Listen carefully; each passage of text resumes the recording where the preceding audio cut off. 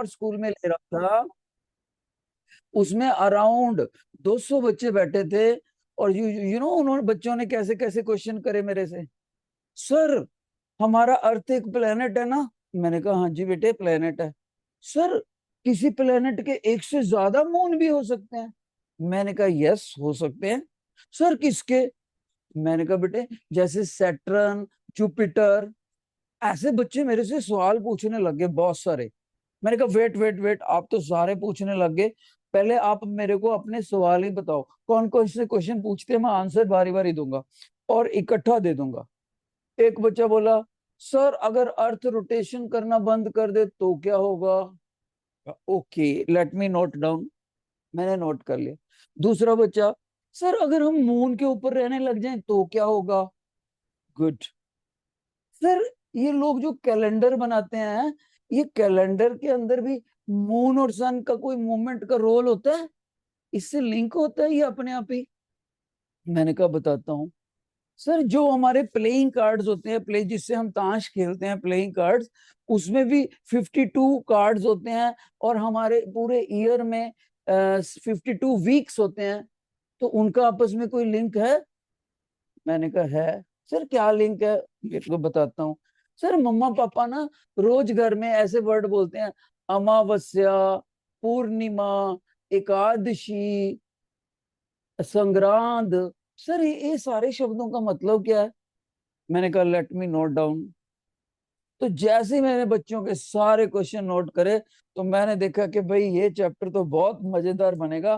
तो मैंने बच्चों को समझाने के लिए एक पीपीटी तैयार करी। मैंने कहा ऐसे नहीं समझाऊंगा, बच्चों को फोटोग्राफ्स से समझाऊंगा।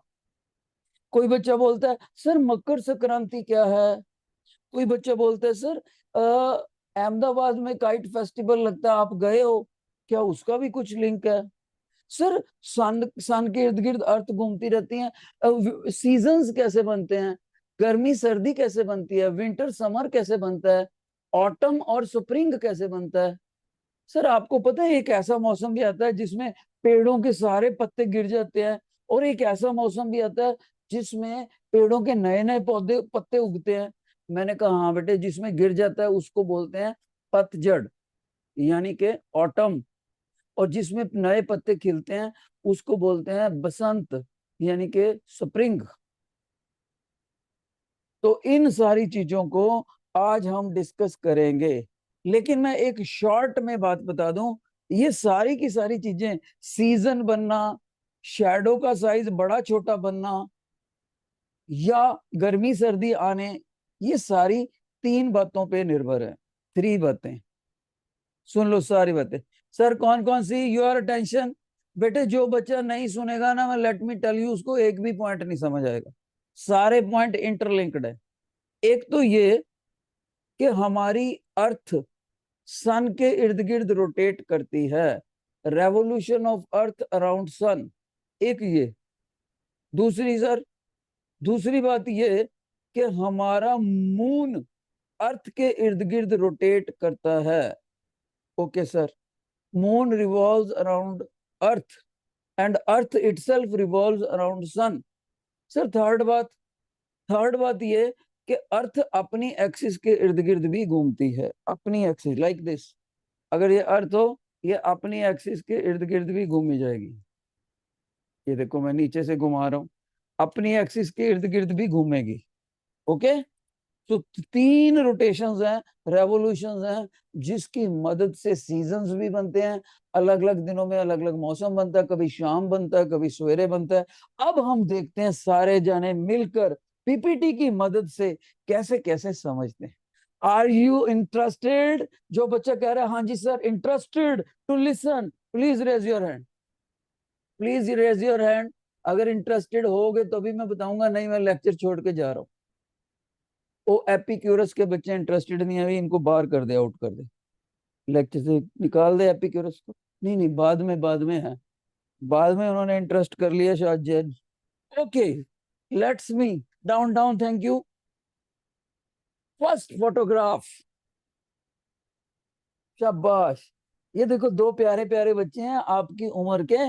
उन्होंने बोला, ध्यान से देखो, कि हमारे सर तो कह रहे थे दिन में सन निकलता है और रात को चांद निकलता है, लेकिन ये तो कुछ अलग ही बात होगी। सन भी निकला हुआ है और थोड़ा थोड़ा मून भी दिख रहा है। ये बच्चे बड़े हैरान हुए, क्या हमारे टीचर गलत बोल रहे थे? Why do you think that it is sometimes visible when the sun is up? तो इसका रीजन मैं आपको बताऊंगा। दिन में भी मून कब दिखता है, थोड़ा थोड़ा डिम डिम दिखता है, क्यों दिखता है? ठीक है, आगे देखो बच्चे। ये बच्चा है, इमेजिन करता है कि अगर मैं मून के सरफेस पर चला जाऊं तो मुझे अपना अर्थ कैसे दिखेगा। तो सर उसके बोलते हैं, बेटे देखो, हमारा जो अर्थ है ना, आपको ब्लू प्लेनेट के रूप में दिखेगा। सर वो क्यों? बेटे हमारे अर्थ के ऊपर बहुत सारा पानी है, lot of water, and water is always indicated by the blue colour. Sir लेकिन आपने देखा सर, ग्रीन कलर भी है बीच में। हाँ बेटे, ये जो ग्रीन कलर है, ये लैंड एंड फॉरेस्ट एरिया को रिप्रेजेंट करता है, right? This portion, look here, this portion and this portion, this portion, ये हमारे ग्लोब का वो पार्ट है जो जहां पर जमीन है या जंगल है। ओके, तो देखो, यही टीचर ने तीन बातें बताई थी। साल कैसे बनता है, मंथ कैसे बनता है, और दिन के अलग अलग शेड कैसे आते हैं, शाम दोपहर और सवेरे का टाइम कैसे बनता है। ये तीन चीजें हमें अगर पता लग जाएं, और तीन रोटेशन सर ने आपको बताई थी, तो सारी बात समझ आएगी। Let's move further. और एक चीज देखो, ये बच्चे इमेजिन करते हैं कि अगर हमारी अर्थ के पास दो मून होते तो कितना अच्छा होता।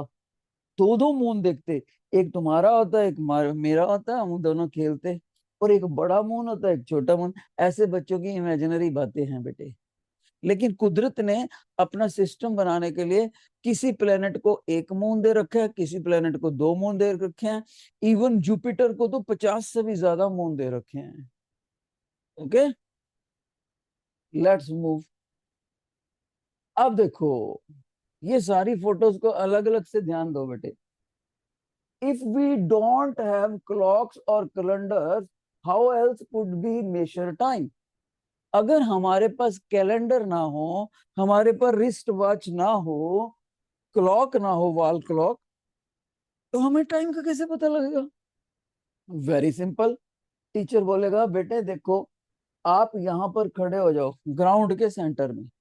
सर फिर आपकी बैक साइड पर ये सन ग्लो कर रहा है, वो आपकी बॉडी का शेडो डालेगा नीचे, shadow, shadow of the person, where person serve as obstruction in the path of ray sunlight. Sun से आने वाली किरणों के रास्ते में अगर कोई लड़का रुकावट बन के खड़ा है, तो उसकी बॉडी से जमीन पे शेडो बनेगा। तो जब सन दूसरी पोजीशन पर चला जाएगा, तो शेडो कहीं और बनेगा। सन ऊपर आ जाएगा, बिल्कुल ओवरहेड ऑफ द चाइल्ड, तो शेडो उसके बिल्कुल पैरों में बनेगा। तो हम कहेंगे इस तरह से शेडो की लेंथ कितनी है और शेडो की पोजीशन कहां पर है विद रिस्पेक्ट टू पर्सन, उसके हिसाब से हम एक दिन अच्छे से ऑब्जर्व करके जमीन पे पत्थरों के निशान लगा देंगे। फिर अगले दिन हम आराम से बता देंगे, जब शेडो यहाँ आएगी तो लगभग 10 बजे होंगे, जब शेडो मेरे पैरों में होगी तो लगभग दोपहर का 1 बजा होगा या 12 बजे होंगे। ऐसे हम अंदाजे से एक दिन की ऑब्जर्वेशन कर लेंगे, दूसरे दिन हम जमीन के ऊपर शेडो क्लॉक बना लेंगे और टाइम बता देंगे। सर और भी कोई तरीका होता है? बिल्कुल बेटे, ये देखो, एक तरफ सन राइज हो रहा है, एक तरफ सन सेट हो रहा है, राइट? दोनों टाइमों को अच्छे से नोट करो और सन की पोजीशन को नोट करो, कहाँ पर है, कितने बजे पहुंचता है, कहाँ पर है। फिर आप अपना सिस्टम बना सकते हो, और अगले दिन बास्केटबॉल के, अपने स्कूल के बास्केटबॉल ग्राउंड में खेलते हुए आप आसानी से बता सकते हो, अच्छा सन कल वाली पोजीशन पे आ गया, इसका मतलब है उस वक्त 11 बजे थे, अब भी मेरी घड़ी में लगभग 11 ही बजे होंगे, तो देखा 11 ही बजे हैं। इसका मतलब सन की, सनराइज से लेकर सनसेट तक की एग्जैक्ट लोकेशन को अच्छे से ऑब्जर्व करा, और अगले दिन हमने टाइम को बता दिया। ठीक है? और एक देखो, रात को एक तरीका ये भी है।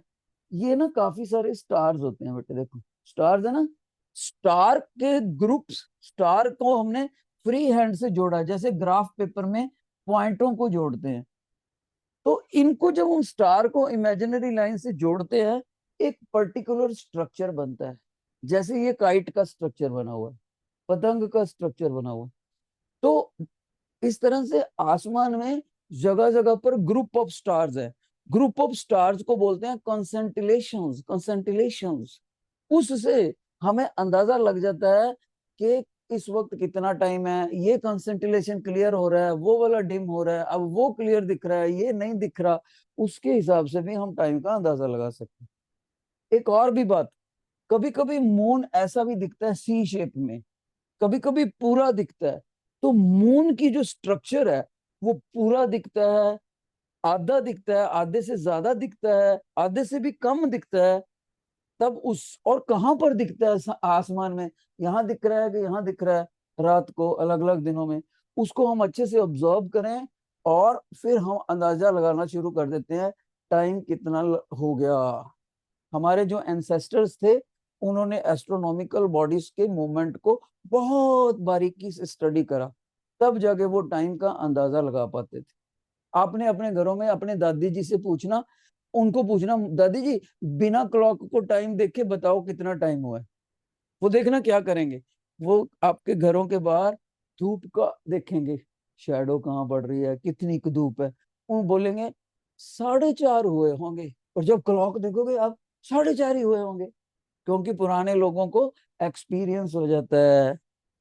ओके, फिर देखो बेटे ये और कुछ हमारे पौधे भी हैं। जैसे ये कमल का फूल है बेटे, ये ना सूरज की रोशनी पड़ते ही ऐसे ब्यूटीफुल ब्यूटीफुल ब्लॉसम ब्लॉसम कर जाता है। रात के वक्त ऐसे मून की रोशनी पड़ने से ऐसे कलेक्ट हो जाता है ये, ठीक है। और ये आपको पता ही है, ये कौन सा कॉक मुर्गा है बेटे, ये भी हमारे पास, इसकी मूवमेंट से भी हमें दिन का अंदाजा लग जाता है। और ये हुई सबसे बढ़िया बात, कौन सी, मून की अलग अलग पोजीशनें दिखती हैं। कभी पूरा मून दिखता है, किसी किसी दिन मून दिखता भी नहीं, नो मून डे। किसी दिन पूरा चांद दिखता है। जिस दिन पूरा चांद दिखता है उसको हम हिंदी में बोलते हैं पूर्णिमा। और जिस दिन चांद दिखता ही नहीं, बिल्कुल ही नहीं दिखता, उसको बोलते हैं अमावस्या। फुल मून डे को क्या बोलते हैं, पूर्णिमा। नो मून डे को क्या बोलते हैं, अमावस्या, ठीक है। और ये जो मून है, इस यहाँ से चलता हुआ देखो, यहाँ से चलता हुआ फिर वहीं पर वापस आएगा। तो इसको टोटल कितने दिन लगते हैं बेटे, 29.5 डेज, 29.5 डेज। और इधर देखो, ये मौसम दिखा रखे हैं बच्चे, एक ही पेड़ की अलग अलग शेप्स दिखा रखे हैं।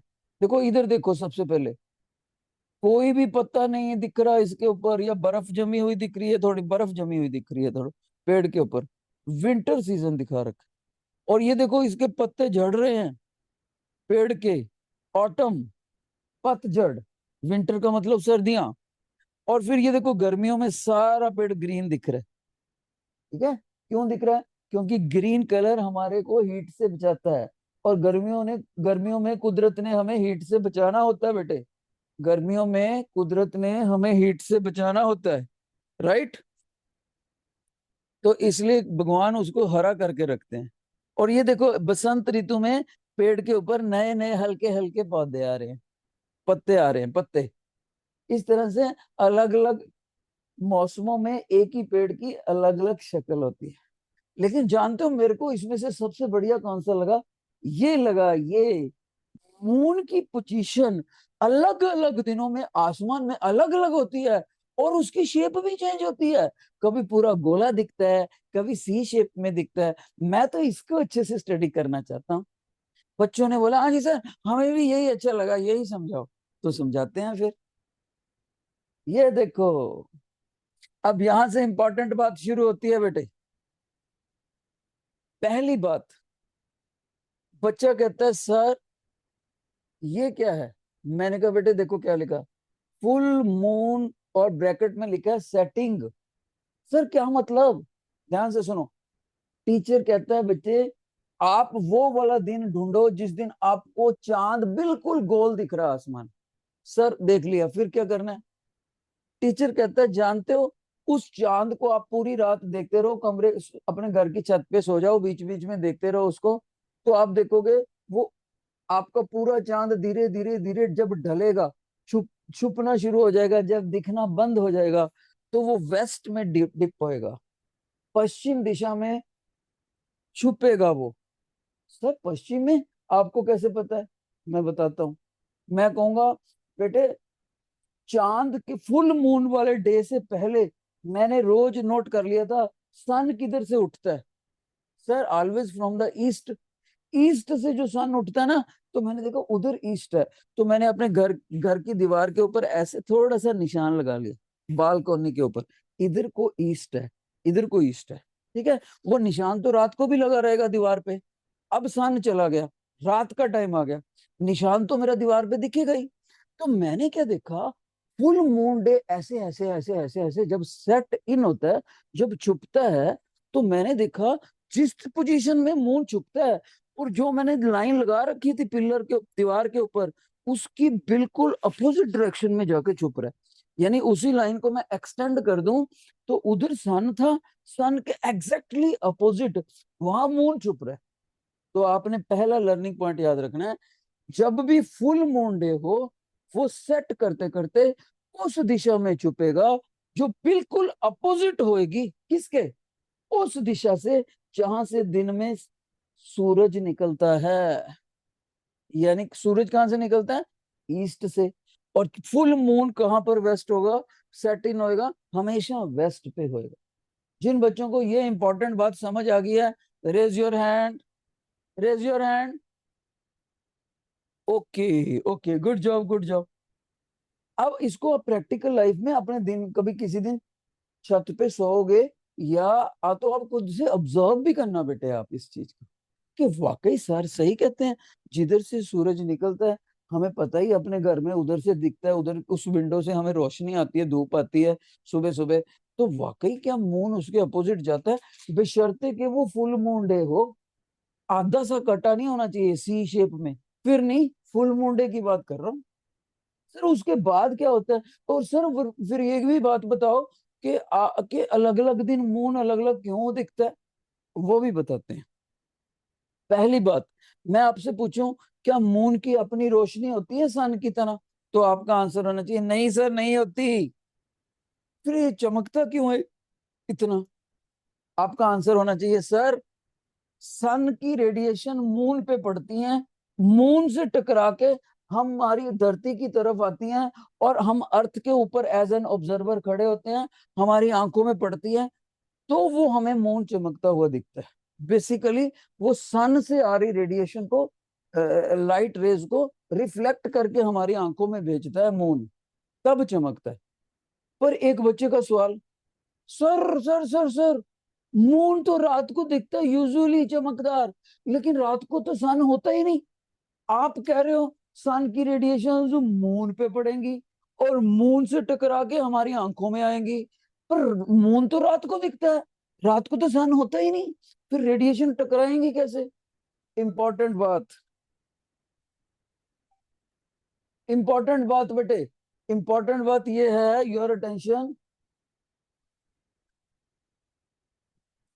बंद करो।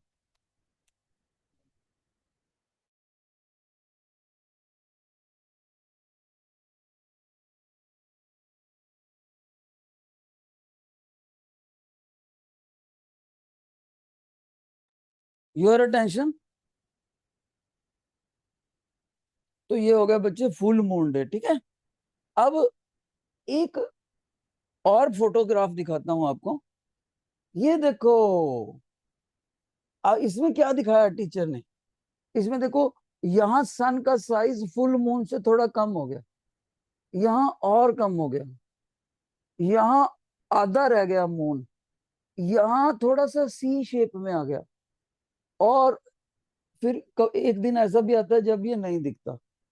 अब बच्चा कहता है सर ये क्या दिखाया आपने? तो मैं पहले तो एक बात बता दूं, ध्यान से सुनना सभी बच्चे। जब हमारा मून जब हमारा मून आधे से ज्यादा हो, देखो इसमें भी आधे से ज्यादा है, इसमें भी आधे से ज्यादा, आधे से ज्यादा हो पर पूरे से कम हो, आधे से ज्यादा दिखता हो पर पूरे गोले से कम दिखे, तो उस सन को बोलते हैं, उसको जितना भी विजिबिलिटी है उसको बोलते हैं, ध्यान से सुनना बेटे, इसको मैं लिख के बताता हूं, that is known as GIBBOUS, gibbous, gibbous बोलते हैं। और जब सन बिल्कुल हाफ हो तो उसको हाफ मून बोलते हैं, हाफ मून। और जब आधे से भी कम हो जाए सी शेप में तो इसको बोलते हैं क्रीसेंट, CRESCENT, क्रीसेंट। सर ये आपने जो हमें बताया है गिब्बस, हाफ मून और क्रीसेंट करके, ये क्यों बताया, बताता हूं बेटे, इंपॉर्टेंट बात है, ध्यान से सुनना। फुल मून कहां पर सेट इन हुआ था, वेस्ट में। और जिस दिन मून पूरे से थोड़ा कम होएगा तो वो वेस्ट में नहीं छुपेगा, बल्कि अगर ये सन की लोकेशन है, ध्यान से सुनो, अगर ये सन की लोकेशन है तो फुल मून ईस्ट, ईस्ट के बिल्कुल अपोजिट वेस्ट में छुपा था फुल मून।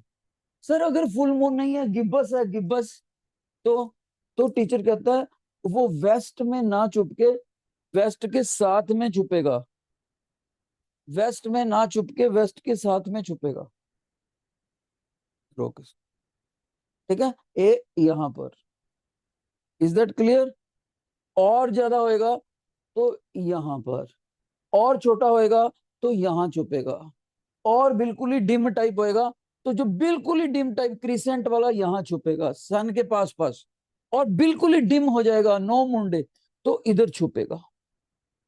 तो याद रखना है, जितना जितना पूरा मून होता है उसका सेट इन सन से उतना ही दूर होता है, जितना जितना कम मून दिखेगा उतना ही वो उसके नजदीक छुपेगा। ओके, कितने बच्चों को ये बात समझ आ गई है, रेज योर हैंड, शाबाश, रोक एक मिनट, दिखाते हैं आपको, देखो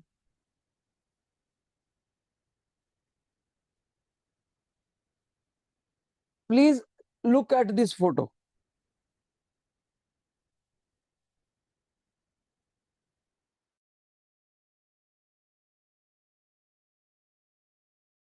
सर आप, इसमें मैंने अपोजिट साइड दिखाई है, क्रिसेंट से, फर्स्ट क्वार्टर से गिब्बस आ गया, गिब्बस से फुल मून हो गया, यानी चांद की रोशनी बढ़ रही है, साइज भी बढ़ रहा है।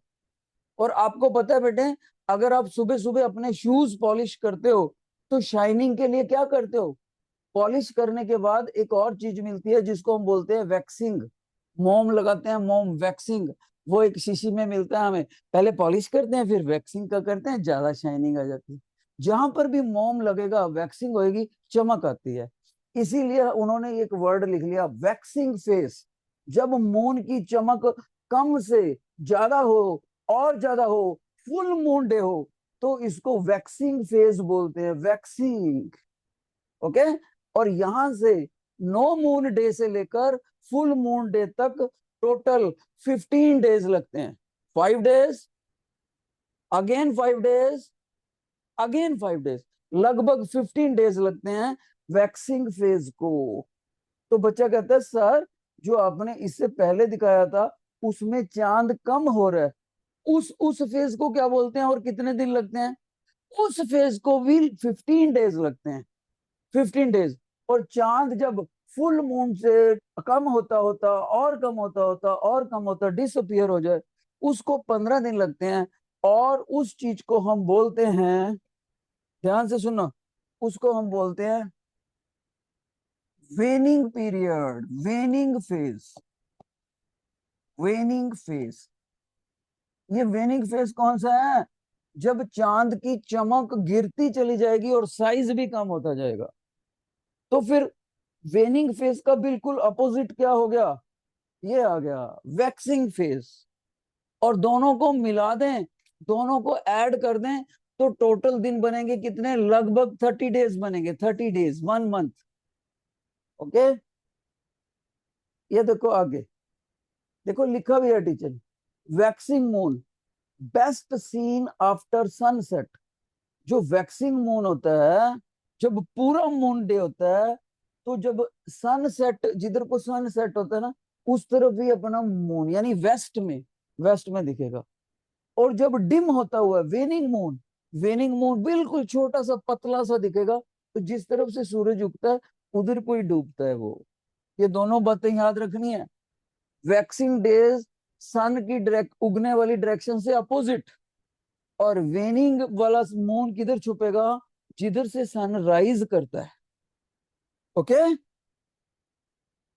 अब देखो एक इंपॉर्टेंट बात बताता हूं, शाबाश। इस डायग्राम से मैं आपको एक बड़ी अच्छी चीज समझाऊंगा।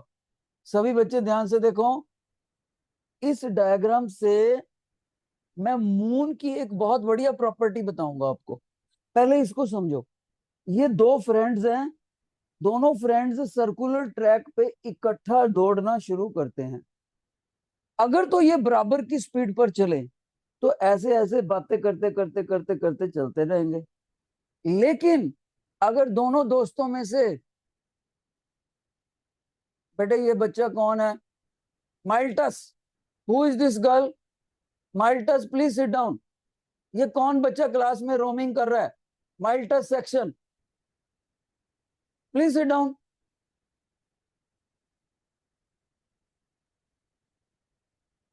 और ये एपिक्यूरस में एक बच्चा रोमिंग कर रहा है, मैम प्लीज आपके रिक्वेस्ट है।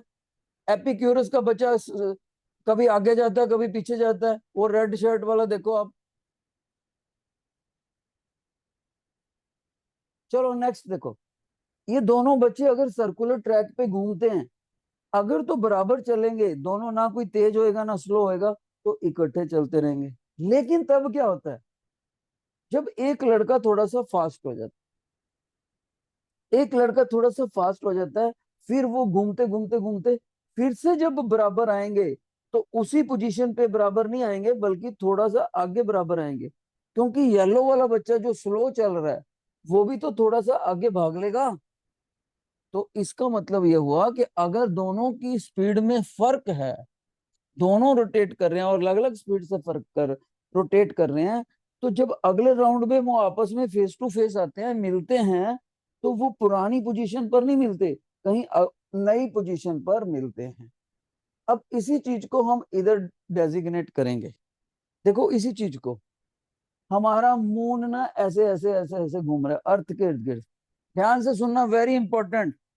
Our moon revolves around our planet earth. तो क्या हुआ, अगले दिन मान लीजिए मून हमें यहां पर दिखता है, राइट। तो अगले दिन हम देखना चाहते हैं कि ये मून कहां पर दिखता है। ध्यान से देखना कहां पर दिखेगा। ये देखो, हमने पहले बताया कि मून एग्जैक्टली ऊपर है, मान लो जो लोग यहाँ रहते हैं उनको एग्जैक्टली मून दिख रहा है। अब आगे अगले अगले डायग्राम में देखो, ध्यान से देखो बेटे, अगले डायग्राम में जब अगला दिन आया, फिर से सुनो, मान लीजिए इस लड़के ने मून को देखा यहाँ पर, और उस वक्त घड़ी में बजे हुए हैं 12 बज गए एग्जैक्ट, रात के 12 बजे, ठीक है। लेकिन उससे अगले दिन जब देखता है बच्चे, तो टाइम वही देखता है, टाइम। उस बच्चे को अंदाजा क्या होता है कि 12 बजे अभी भी मून वहीं पर दिखेगा मेरे को। लेकिन ऐसा नहीं होता, मून उसी दिन, उसी दिन उस टाइम पे कहीं और होता है, 13 डिग्री आगे चला गया होता है। क्योंकि moon moon keeps on revolving, earth अपनी एक्सिस के इर्द गिर्द घूमती है, तो मून इतने में आगे निकल गया होता है, कितने एंगल से, 13 डिग्री पे।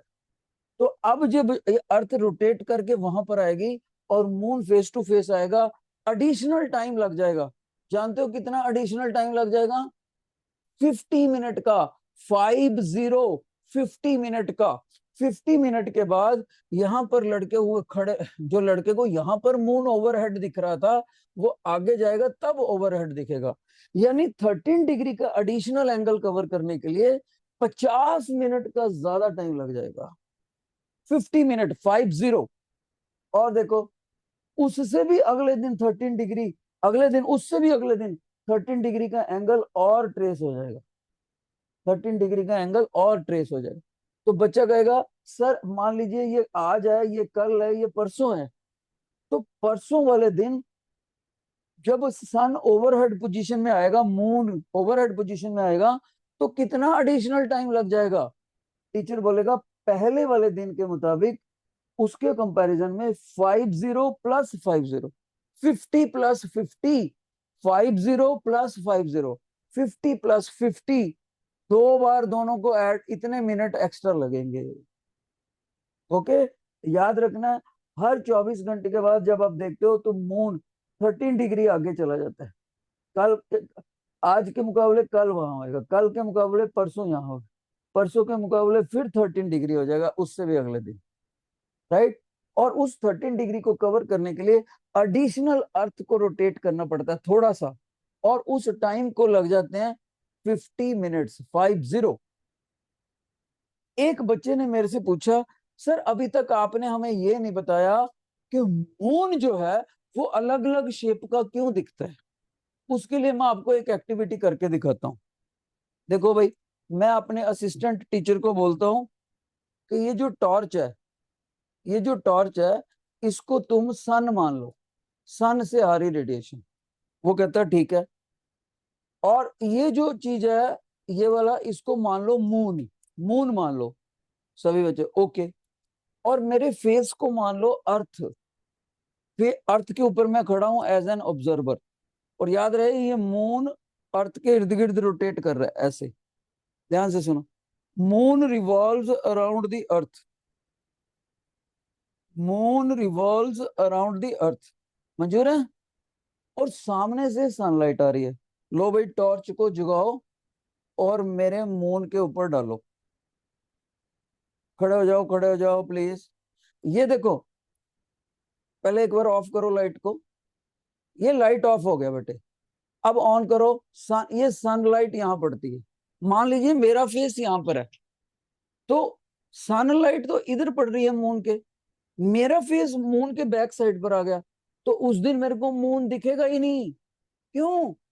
क्योंकि मून की अपनी लाइट तो होती नहीं। सन इधर से लाइट टकराएगी, इधर ही चली जाएगी वापिस। सन रेज इधर टकराई, इधर ही चलेगी। जबकि मैं अर्थ पर खड़ा हुआ बैक साइड पे हूं, मेरे को दिखेगा ही नहीं मून। इसको बोलते हैं नो मून डे। अब आगे देखना, मून घूम के यहाँ आ गया, तो सन की रेडिएशन आई और थोड़ी बहुत टकरा के मेरी आंखों में आ रही है।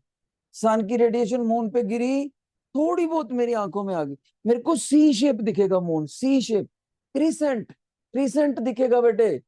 फिर यहाँ ले गया सन, मून। जब मून यहाँ आ गई तो सन की ज्यादा लाइट पड़ेगी और मेरे को पहले के मुकाबले थोड़ा सा ज्यादा मून दिखेगा। ओके, आप कह सकते हो पहले वाली सी पतली सी थी, अब थोड़ी मोटी सी है, लेकिन अभी भी सी शेप में दिखेगा। फिर ये मून यहाँ आ गया, तो मून की रेडिएशन इधर पड़ी। मैंने ऐसे देखा, मेरे को तो काफी ज्यादा आधा मून दिखने लग गया, हाफ मून डे दिखने लग गया। फिर ये मून यहाँ आ गया, फिर ये मून यहाँ आ गया और मेरे पीछे, तो सन की रेडिएशन इधर पड़ी। मैंने ऐसे देखा, यार ये तो आधे से भी ज्यादा दिखने लग गया। इसको बोलते हैं, देखो लाइट गई सन की, टकरा के मेरी आंखों में, मेरे को आधे से भी ज्यादा मून दिखेगा। इसको बोलते हैं गिब्बस, GIBBOUS। फिर मून पीछे चला गया लगभग मेरे। तो ध्यान से देखना, सन की रेडिएशन मून पे पड़ी और मून का पूरा सरफेस टकरा के मेरी आंखों में, मैं इधर से देखा, मेरे को तो पूरा मून दिखेगा क्योंकि सारा मून अब मेरे पीछे है। तो जब वहां से सन की लाइट टकरा के मेरी आंखों में आएगी तो मेरे को पूरा सर्कल दिखेगा, सफेरिकल पार्ट का सर्कल दिखेगा आसमान में, यानी कि full moon, full moon day होगा। फिर ये घूम के इधर आ जाता है बेटे। फिर फुल मून डे से फिर कम होता होता होता होता होता होता होता होता होता, और यहाँ पर फिर से जब दोनों, उधर सन आ गया, बीच में मून हो गया और मेरा फेस यहाँ आ गया, ये हो गया नो मून डे। अब ध्यान से सुना, ये जो टीचर ने बताया था, जब मून का साइज बढ़ता चला गया, बढ़ता चला गया, फुल दिखता, ये है वैक्सिंग पीरियड, वैक्सिंग फेज। ठीक है। और जब पीछे से फुल मून होके ये घटता हुआ आ रहा है, घटता हुआ आ रहा है, घटता हुआ आ रहा है, घटता घटता घटता डिसअपियर हो गया, इसको बोलते हैं वेनिंग फेस। तो वेनिंग फेस को भी 15 डेज लगते हैं और वैक्सिंग फेस को भी 15 डेज लगते हैं। जिन बच्चों को ये पॉइंट समझ आ गया, raise your hand, raise your hand बेटे, ब्यूटीफुल। अब इसमें एक और फोटोग्राफ देखते हैं, प्लीज सिट डाउन। ये देखो, ये मैंने पूरा आपको दिखा रखा है। मून अपने प्रीवियस डे की पोजीशन से 13 डेज का एंगल चेंज कर लेता है जब नेक्स्ट डे आता है। ठीक है, ये देखो, ये बच्चे के पापा उसको समझा रहे हैं, बेटे कल जहां पर मून दिख रहा था उससे थोड़ा टेढ़ी डायरेक्शन में दिख रहा है, उसी टाइम पे 12:30 बजे जब कल दिख रहा था मून, उससे एक नई पोजीशन पर दिख रहा है, और दोनों पोजीशनों को तुम अगर जोड़ के देखो तो 13 डिग्री से एंगल टिल्ट हो गया। तो बच्चा पूछता है पापा परसों क्या होएगा, उसके पापा समझाते हैं बेटे परसों इस पोजीशन से भी 13 डिग्री आगे हो जाएगा, 13 डिग्री आगे हो गए। सर इसमें तो पापा इसमें तो एक्स्ट्रा टाइम भी लगेगा। हाँ बेटे, एवरी 13 डिग्री की पोजीशन चेंज करने से, 13 डिग्री का एंगल पोजीशन चेंज करने से कितना टाइम लगता है? 50 मिनट्स, 50 मिनट्स। ओके, तो इस तरह से मैंने अपने बच्चों को पूरी पीपीटी से मून की पोजीशन समझाई। जिन बच्चों को इस तरह से मून का प्रॉपर आज समझ आया है, क्या चीज, वेनिंग, वैक्सिंग, राइट, वो सारी बातें मैंने बताई। इसके बिना एक चीज और सुनो, शाबाश। अगर मेरे से कोई बच्चा पूछे सर ल्यूनर मंथ क्या होता है, ल्यूनर मंथ पेपर में आ सकता है, what do you mean by lunar month और इसका ड्यूरेशन कितना है, तो आप बोलोगे सर वेनिंग और वैक्सिंग पीरियड को ऐड कर दो, वेनिंग पीरियड और वैक्सिंग पीरियड को ऐड कर दो, तो आपका ये बनेगा ल्यूनर मंथ। और इसकी अप्रोक्सीमेट वैल्यू होती है 30 डेज, और एग्जैक्ट वैल्यू होगी 29.5 डेज। ओके सर, जिस दिन फुल मून होता है उसको हम अपने भारतीय टर्मिनोलॉजी में हिंदी में क्या बोलते हैं बेटे? उस दिन फुल मून डे को बोलते हैं पूर्णिमा। सर जिस दिन चांद दिखता ही नहीं उसको क्या बोलेंगे साइंस में? No moon day. सर लेकिन हम अपने भारत की टर्मिनोलॉजी में क्या बोलेंगे उसको? अमावस्या, अमावस्या बोलेंगे बेटे उसको। ठीक है, ये दोनों वर्ड्स आपने भूलने नहीं है, और ये हमेशा याद रखने हैं। Let me tell you in writing, full moon day को बोलते हैं। और कोई बच्चा बोलेगा सर आप हिंदी में हमें क्यों बताई जा रहे हो, हमारा मीडियम तो इंग्लिश है। बेटे आप अपनी साइंस की बुक खोल के देखो, एनसीईआरटी में उसने हिंदी की टर्म्स साथ में दी हुई हैं। तो आपको क्वेश्चन ऐसे आ सकता है, what do you understand by Purnima? जिस दिन फुल मून डे होता है उसको बोलते हैं पूर्णिमा। सभी बच्चे नोट कर लें। और जिस दिन होता है नो मून डे, आसमान में चांद दिखता ही नहीं, उसको बोलते हैं बेटे अमावस्या, अमावस्या। नोट कर लो, आपने भूल जाना वरना। इस अमावस्या को एक और वर्ड से भी लिख सकते हैं, ये भी चलता है वो भी चलता है, अमावास्या। अमावास्या भी बोलते हैं कुछ स्टेटों में, और कुछ स्टेटों में अमावस्या बोलते हैं। सभी बच्चे नोट कर ले, मैं देख रहा हूँ अच्छे वाले बच्चे नोट कर रहे हैं, और जो मूर्ख बच्चा माइल्टस में पहले बेंच पे बैठा है सेंट्रल लाइन में, वो तो पेंसिल और इरेजर से खेल रहा है, नोट नहीं कर रहा।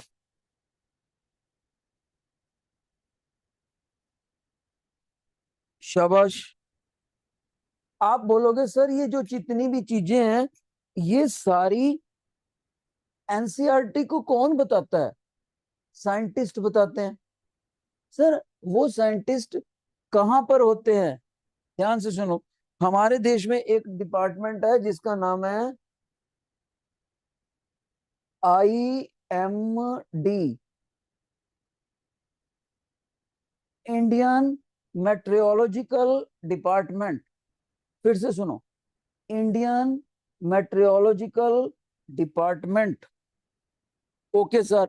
जो इंडियन मेट्रोलॉजिकल डिपार्टमेंट है, उसके अंदर एक छोटा डिपार्टमेंट है, एक छोटा डिपार्टमेंट, उसको क्या बोलते हैं?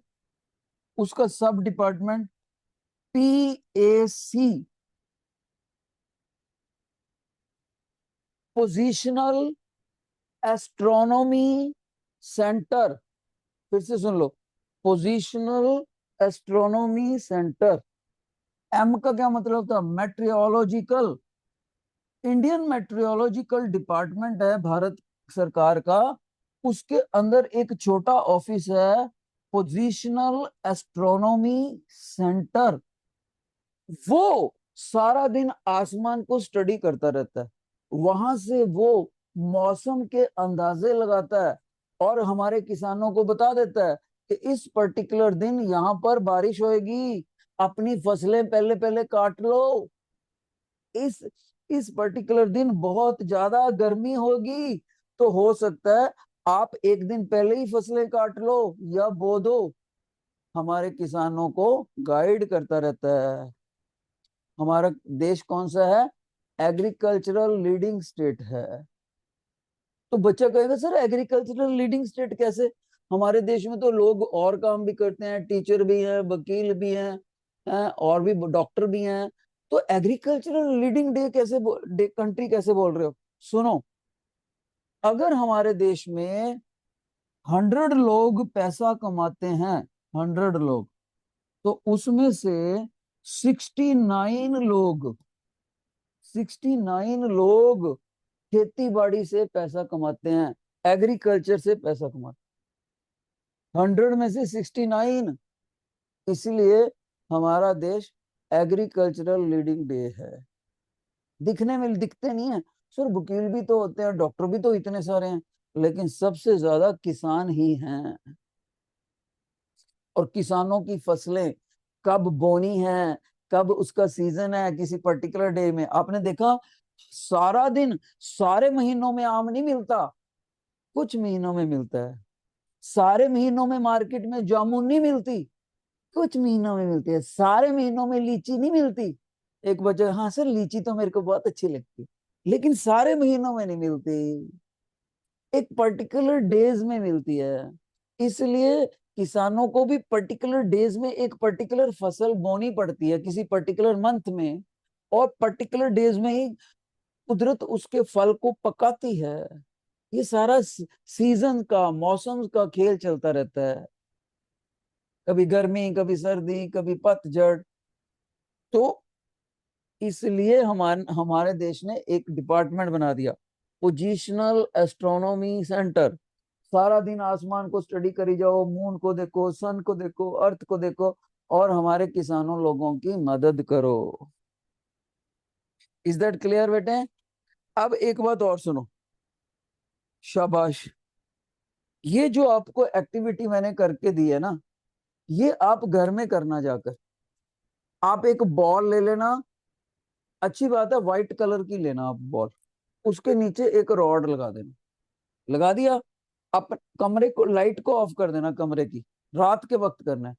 पापा को बोलना पापा सामने से टॉर्च जगाओ, पापा ने टॉर्च जगाई। और मम्मा को बोलना मम्मा ये वाला ना व्हाइट रॉड मेरे ऐसे ऐसे बॉडी के इर्द गिर्द घुमाओ आप। तो आप जरा इस देखना इसको, पापा की टॉर्च से आ रही लाइट इस पे पड़ेगी और मम्मा इसको घुमा रहे हैं, और इससे टकरा के आपकी आंखों में आएगी। कभी ये थोड़ी सी बॉल ही दिखेगी आपको, कभी थोड़े से ज्यादा, कभी पूरा सर्कल दिखेगा। आपको सारा समझ आ जाएगा, चांद कभी गोल क्यों दिखता है, सी शेप में क्यों दिखता है, क्रेसेंट क्यों दिखता है, गिब्बस क्यों दिखता है, हाफ मून क्यों दिखता है, सारा समझ आ जाएगा। बस एक बार मम्मा पापा की हेल्प लेना। कितने बच्चे कहते हैं सर मैं ये घर पे करके देखूंगा? Raise your hand, raise your hand.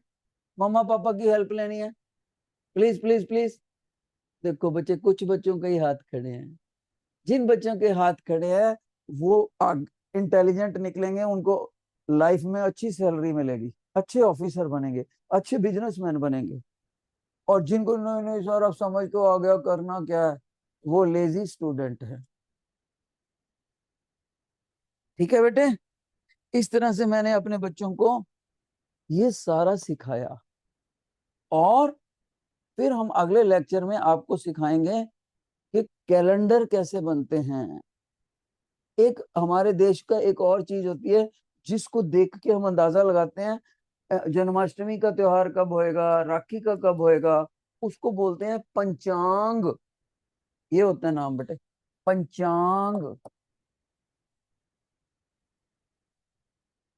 तो ये कैसे लिंक्ड है, कैसे हमें पर्टिकुलर डेज पे पर्टिकुलर पता लगता है कि इस दिन दिवाली है, इस दिन बैसाखी है, इस दिन ये है वो है। तो ये हम कैलेंडर कैसे बनते हैं, ये हम आने वाले लेक्चर्स में कवर करेंगे। कितने बच्चों को आज का लेक्चर अच्छा लगा? Please wave your hand, please wave your hand if you have like. बहुत अच्छे बेटे।